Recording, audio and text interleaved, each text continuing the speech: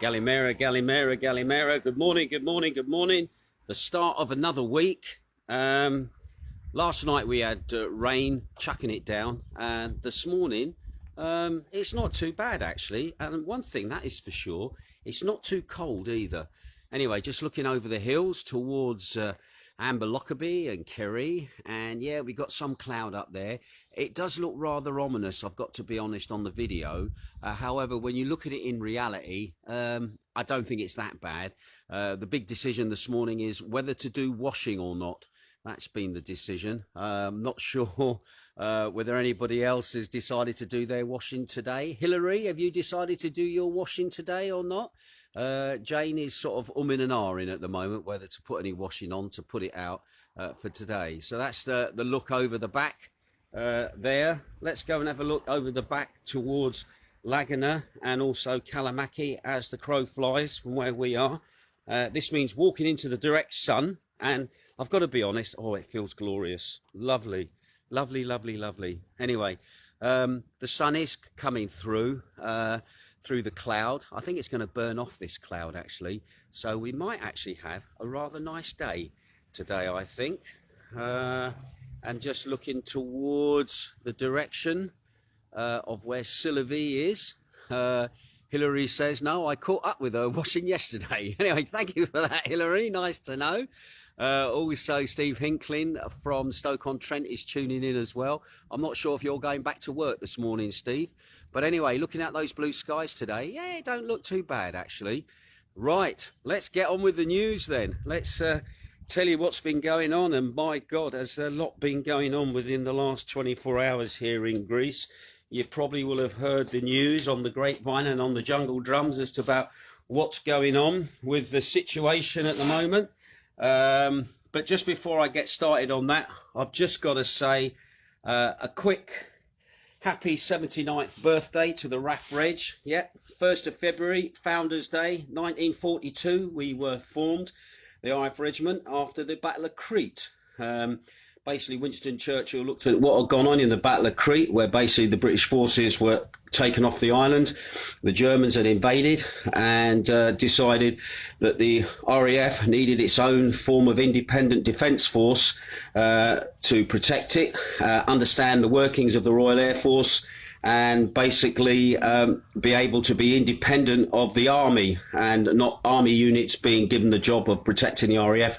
And so the RAF Regiment was born, which was an amalgamation of a few units that existed at the time. One was the Iraqi levies over in the Palestine area. The other was the armoured car companies, again, that were set up in the 1920s in the Middle East, and also existing like air defence units that the RAF had, which were not the same as like the Royal Artillery, but kind of operated in a similar vein, but didn't have that common element of a corps. Anyway, the RAF Regiment was then formed under Royal Warrant in 1942, signed by the King, and came into force and has been in force now for 79 years. And I served 22 and a half years of that 79 history. When I joined up and I went to 34 back in 1979, they were getting ready to celebrate the 40th anniversary. So it's moved on since then. But yeah. Oh, and I've just seen the weather forecast from Amanda coming up, and I will talk about that in just a little bit. And also Wiggy's tuning in also from Cyprus. Nice to see you, Wiggy. Nice fellow RAF Reg gunner there, and a few RAF Reg gunners looking in on our 79th birthday today. Right, let's crack on with what's going on here in Greece in 2021. I put down, it is day 87 in the lockdown, because I know Hillary's been counting the days, all right? So, and I may have lost it or gained a day or two on the way. But anyway, it's now day 87 of the lockdown. And COVID in the last 24 hours, well, to be honest, the figures has been going down. Yesterday, we had 484 new infections across the country, which was down from the day before, where it was 792. So that's quite a drop, to be quite honest, bringing the total infection amount of 156,957 since the beginning of the pandemic. 10 cases were identified after checks on gateways into the country. Now, that was up from the day before, where there had been only 4. There has been one new case on Zakynthos, but I think this national figure is basically the same number. This is the 45-year-old woman that was tested positive on Sunday, and basically the figures have caught up. So only one new case. That was the 45-year-old lady that I'd reported yesterday morning. The national figures have caught up. So that means the total amount of infections on Zakynthos since the beginning of the year is now 29 positive cases since the beginning of the year. Anyway, we've had 17 new deaths across the country as well, which unfortunately is is up from the day before, where we had 15 new cases, bringing the total amount of deaths since the pandemic started to 5,796. The average age of those people that were passing was 79 years of age. 95% of those people had underlying health conditions or were over the age of 70. And once again, our condolences to people that have lost family at this time. Anyway, as for critical cases, they are also down as well. In the ICUs across Greece at the moment, we've got 255 in ICUs, which is down from 257 on the previous day. 187 of those are male and 68 of those are female. Also as well, the average age of people in ICUs is 68 years of age, of which 86.5% of those people have underlying health conditions or are over the age of 70. So those are the stats then for today. Now, this is the big story at the moment, and from yesterday afternoon, I can honestly tell you I was up till God knows what time, rechecking figures, rechecking rules, regulations and everything else, and also trying to fully grasp what is happening here with Zakynthos at the moment. Right. The story now is this. After an extraordinary meeting on Sunday afternoon at the Civil Protection Operations Centre, and following relevant suggestions from the National Committee for the Protection of Public Health, and also taking into account the epidemiological data from regional units of Halkidiki, Lassia and also Zakynthos, the Deputy Minister of Civil Protection and Crisis Management, Nikos Hariladis, under the decision of the Secretary General of the Civil Protection, Vasilios Papageorgiou, they have, as of 6 o'clock this morning, imposed level B, or red zone, of the increased risk to health and safety and protection charter. That basically means now we are in the red zone here in Zakynthos, the only place in the Ionian to be put into that position, along with Halkidiki and Lassia. We are now in the red. Now, how does that affect us here on Zakynthos? Well, at the moment in Zakynthos now, what will happen tonight, as of 6 o'clock tonight, there will be a curfew as we've normally had. However, the curfew now will start at 6 o'clock at night and it will run through till 5 o'clock in the morning. Once again, as before, the curfew says you can only go out for an medical emergency, or if you have to go to work, and you should have the relevant documentation from your place of employment to say that you need to be leaving your house during the hours of the curfew. What is also happening today is the gymnasiums, the schools, which took the 11.5 to 14-year-olds, they should have reopened today. But here, unfortunately, in Zakynthos, they will not reopen for the 11.5 to 14-year-olds, or the gymnasiums as they're called. And the lyceums, for the 14 to the 17.5-year-olds, they are going to continue with online lessons, all right? However, as far as I'm aware, the primary school children have gone back to school this morning. Our neighbours took his kids away to the primary schools. So again, the primary schools and the kindergartens are still open at the moment. As for the churches, places of worship, performing services, they are allowed a maximum of 9 people inside.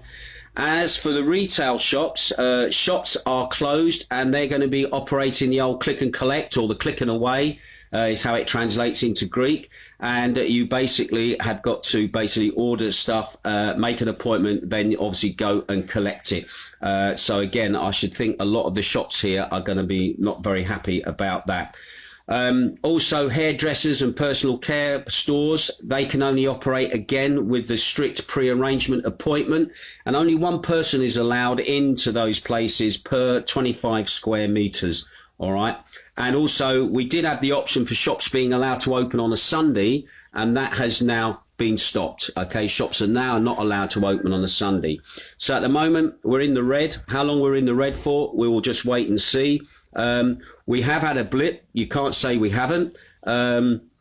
And I would think now that the police are going to be very, very out and about now, just looking to basically book people. So once again, don't forget, make sure you book out on your phone. Make sure you got the correct code in. 2 to go shopping for your click and collect. 4 if you're going to go help a friend. 1 if you're going to go to the bank. 3 if you're going to be basically doing some public business, i.e. if you're going to go down to the police station tomorrow to do your biometric ID card for your residency permit. Don't forget, it's 3 on your phone to go out. All right. So anyway, we'll be keeping an eye on that. Also as well, which is worrying as well, and you can probably see this is the reason why we've gone into the red. According to information from the Greek Health, there were 107 cases of the British mutation of the COVID-19 virus and 1 case of the South African variant of the virus. Now, this has obviously signalled some alarm across the country. Now, most of the cases of the new strain, 80 in particular, were located in Attica, which actually came from a care home for the elderly. All right. The total number of mutated cases in Greece has so far reached 174. 66 were announced in previous days. And the major problem of the new strain of this virus is that it's transmitted more rapidly and has a higher mortality rate. Now, 200 samples were taken at the entry gates into the country: Attica, Thessaloniki, Halkidiki, Piraeus, and also Patra. And it's interesting to see that 11 cases came from the hospital in Patra, not from the community or the general public, but from the hospital. So this is probably another reason why there's a little bit of a panic now at the moment, is because Patra is the closest big city to where Zakynthos is. So that could have had another reason for basically closing us down. Don't forget, we get supplies, we get stuff that is delivered from Patra over on the ferries, although testing is supposed to be going on the ferries, etc., as people arrive, because one of the measures is we are an island, we are a closed society, so more testing of people arriving. And don't forget, we still need food, supplies, fuel, and that to be brought over.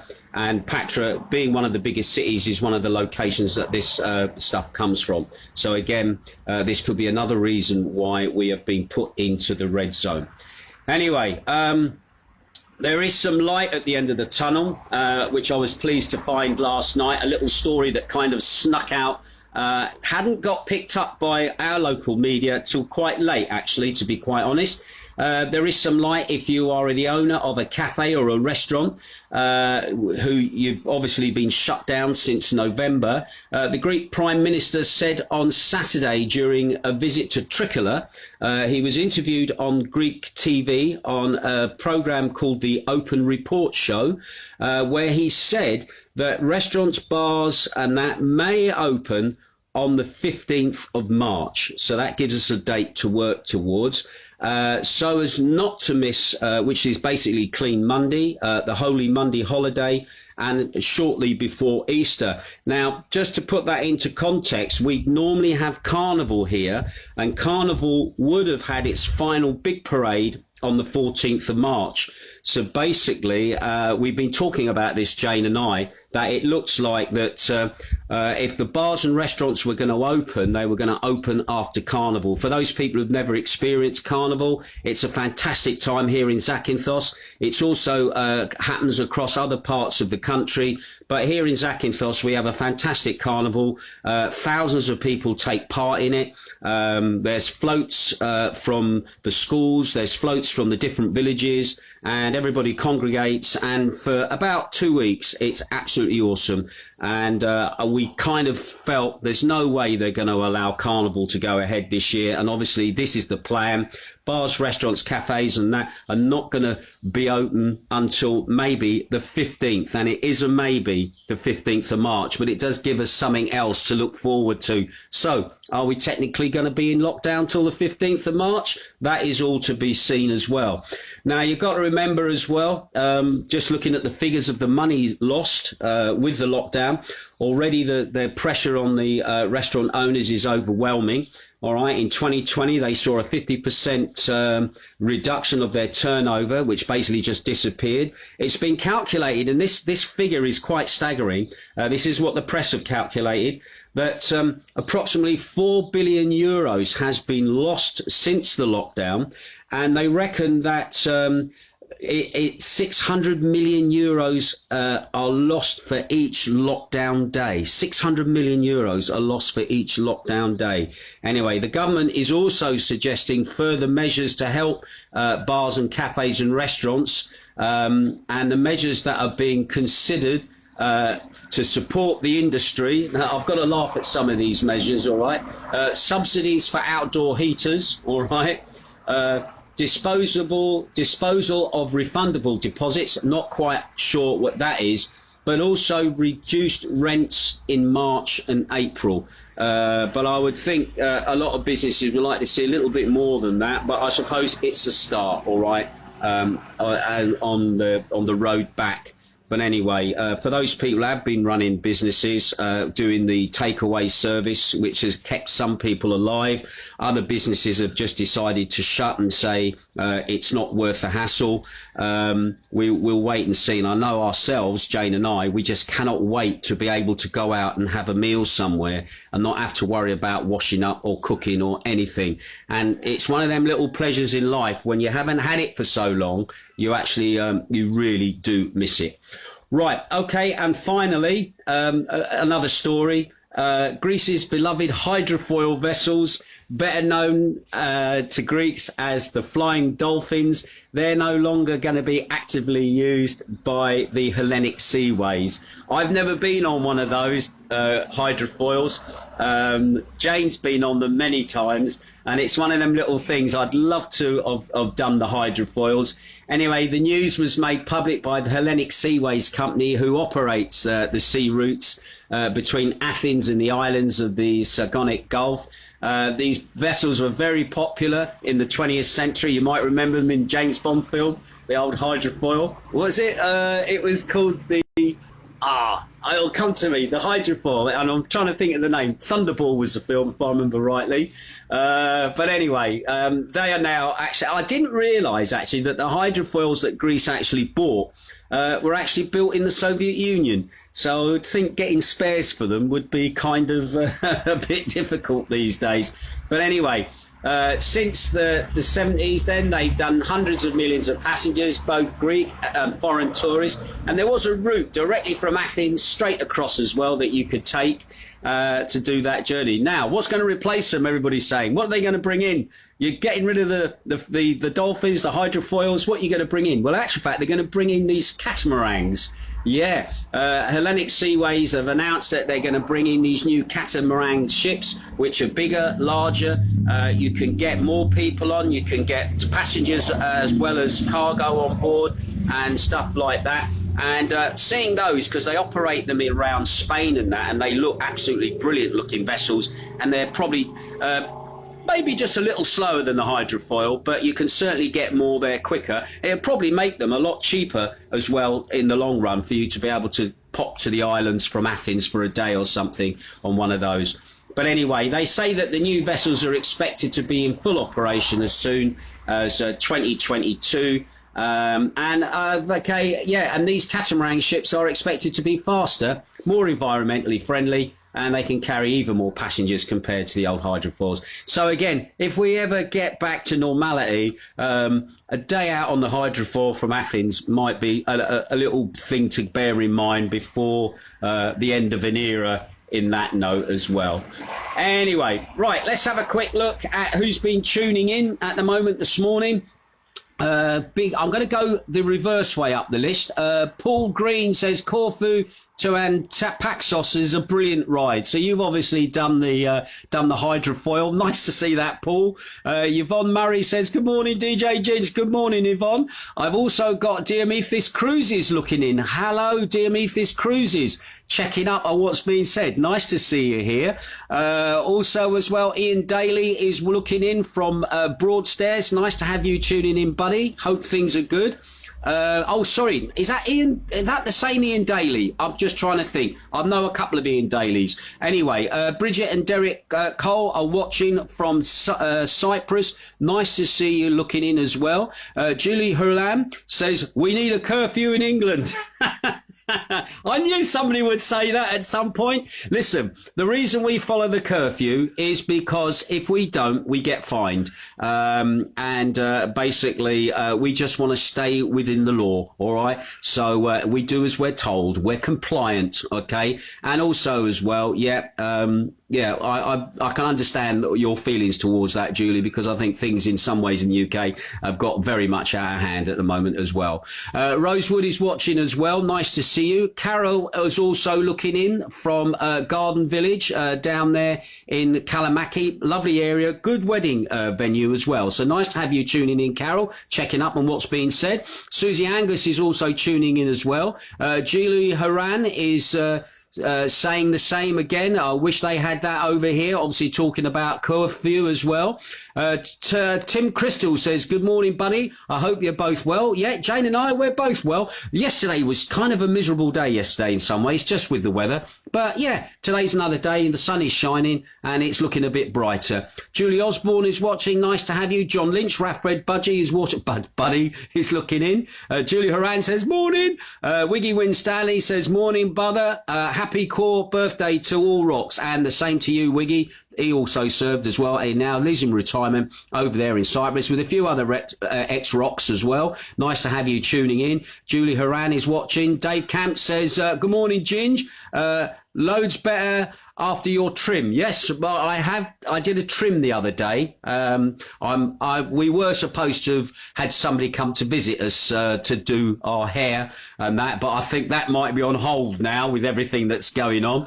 But anyway, we'll see what happens. Anyway, Maureen Elves is watching as well. Nice to have you tuning in. Maureen Levinson is watching as well. All the Maureen's are in. Cy Grinley, Raffridge Buddy looking in. Happy birthday to you, fella.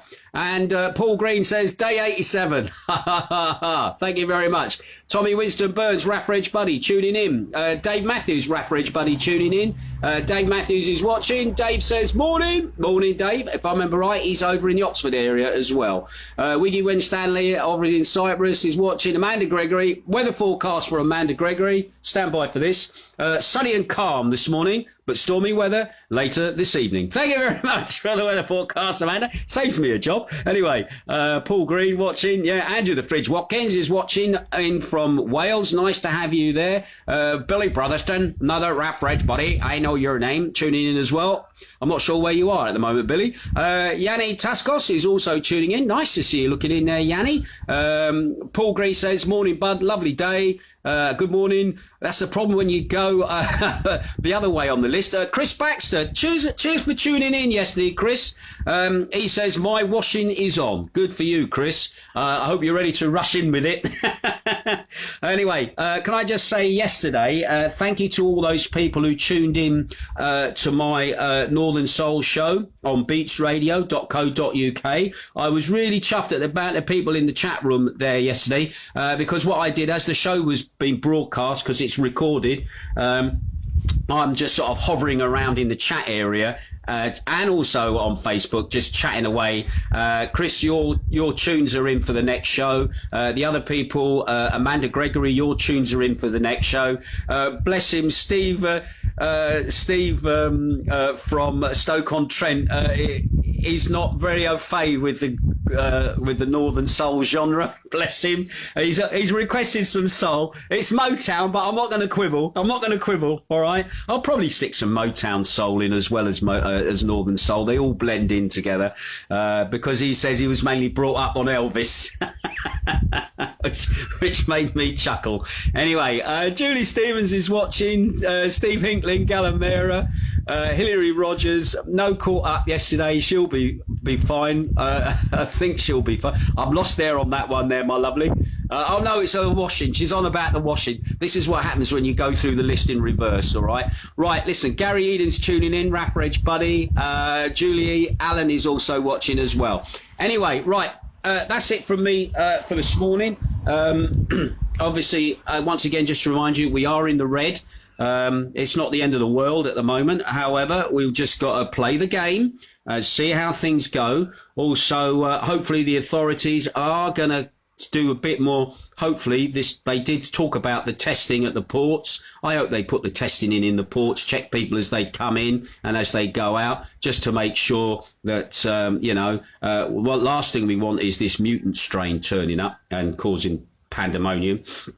And we all just want to get back to normal, don't we, to be honest, at the end of the day. The holiday season is looking a bit interesting. I know Steve has changed his flights yet again. We do know people are having their holidays cancelled at the moment. And again, it's still early days. That's what Jane keeps saying. It's still a bit early days. I think everything's going to be last minute when we do start running again. So basically, the word is stay flexible. Raf Reg motto, stay flexible. Be ready to move whatever comes up and just go with it and hopefully keep the momentum going and we'll fly on through. But anyway, thanks a lot to everybody that's tuning in. Big shout out to Christos. Nice to see you looking in, buddy. Also Debbie as well, who's tuning in as well. There's a few other late viewers. Dave Lowry, nice to see you. Pam Stott as well. Al Parks from Catterick. Happy Regiment Day to you, sir. Philip Ellis is also watching as well. I just want hugs. Have really missed that. And who said that? Oh, Julie Horan. I just want hugs, and I've really missed that. And the family, simple things. That's right. And also Christine Coldwell from Leighton Buzzard is tuning in as well. Give you a wave back as well, my lovely. Yeah, I don't know if you watched the thing I put up online yesterday, a documentary about how Sweden handled the crisis, and about they sort of didn't conform to what everybody else was doing in the way of lockdown, and how Sweden has come out the other side of it and their economy is still intact and their death rate hasn't been overly extraordinarily humongous.